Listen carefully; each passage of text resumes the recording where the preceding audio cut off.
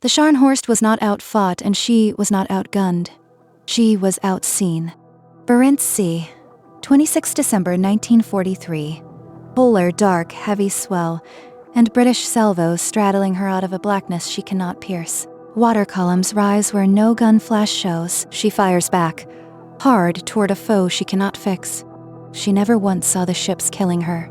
So how did Germany's fast battleship end up cornered here, alone?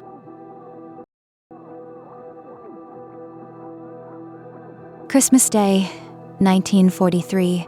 Scharnhorst slips her moorings in Altafjord and turns north into the dark. The operation has a name, Ostfront, and a target, Convoy JW-55B, hauling tanks and aircraft and fuel to the Soviet Union. For 2 years, she has been the threat that keeps the home fleet awake, the fast, powerful raider that might get among a convoy and butcher it. Now she means to. That is the plan. It is a good plan if you don't know what I know. Admiral Erik Bye takes her to sea into one of the worst seas the Arctic keeps in reserve. Force 9 gale. Waves breaking green over the bow. Bye's own destroyers can barely hold formation, and within hours he sends them off on a sweep that will leave Scharnhorst alone. A battlecruiser, in a rising storm, hunting merchant ships in the polar night. Nothing about it looks like a mistake yet. Here is what Bye does not know. Admiral Bruce Fraser has read his mail. British codebreakers, Ultra, have been inside the German naval signals for months. And Fraser knows Ostfront is coming almost before Bye does. So Fraser does something cold. He leaves JW-55B exactly where it is. The convoy isn't a convoy anymore. It's bait. 19 merchant ships full of men, dangled in the Arctic to pull one battlecruiser onto the guns of a waiting battleship. Scharnhorst is steaming toward those guns and does not know they exist, and the convoys escorting cruisers are already closing to make first contact.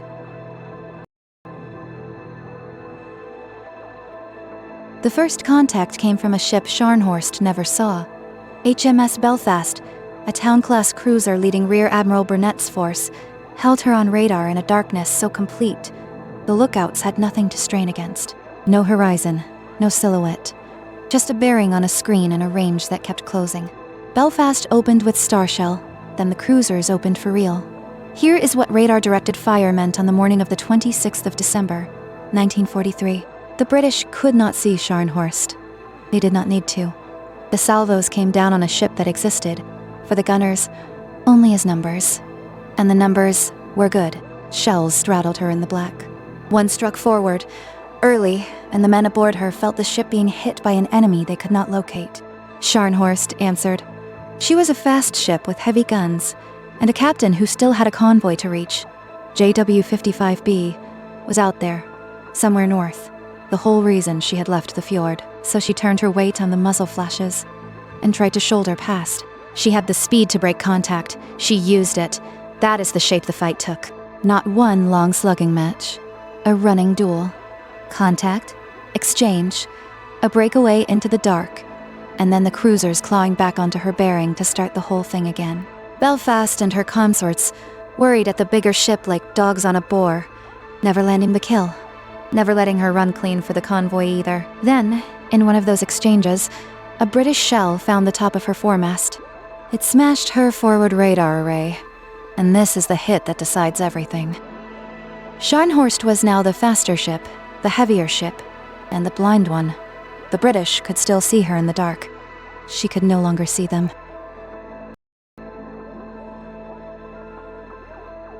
The shell that mattered most that night did not sink anything. Go back to that moment. The British cruisers had opened up minutes earlier, gunnery directed by radar, and one of their hits climbed the mast. It struck the forward radar array and Scharnhorst went blind. December 26, 1943. One shell, high on the foremast, and the sea-tacked gear that told her where the enemy was simply stopped. Understand what that instrument was.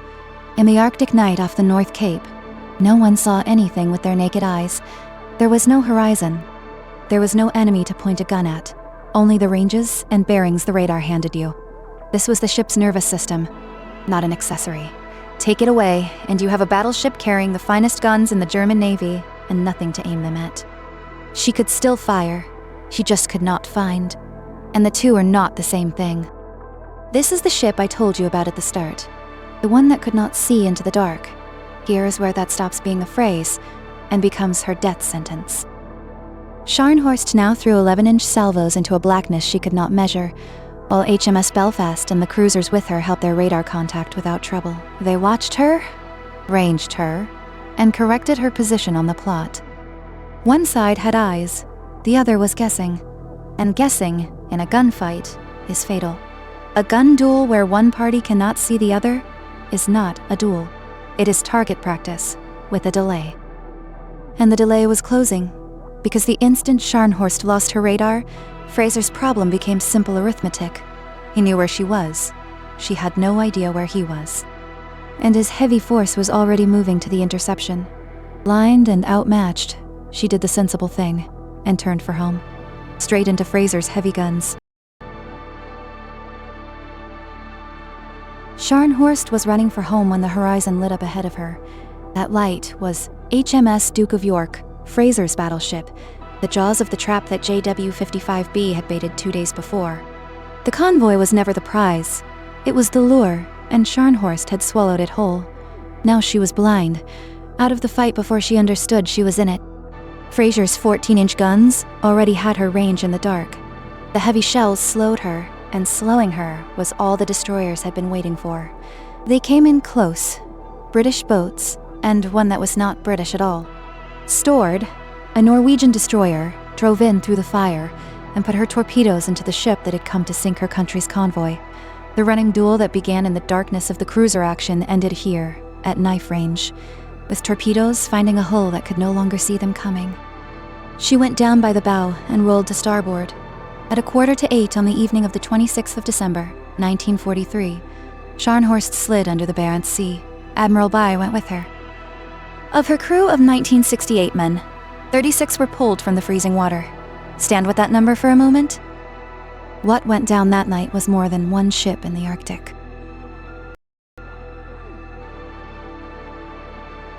The crew fought a blind ship to the end of what a blind ship could do. Understand that first. The verdict I am about to deliver is not on them. It is on the fleet that spent them. Scharnhorst was the pride of the Kriegsmarine, a fast battleship, run down in a single Arctic night the moment she lost the one system that let her see. That is not a death ride. It is a bankrupt investment coming due. North Cape did not just sink a ship. It closed the case on the German surface fleet. Karl Donitz said it himself. Surface ships could no longer fight without effective radar. Read that plainly. The fleet had been a strategic dead end all along.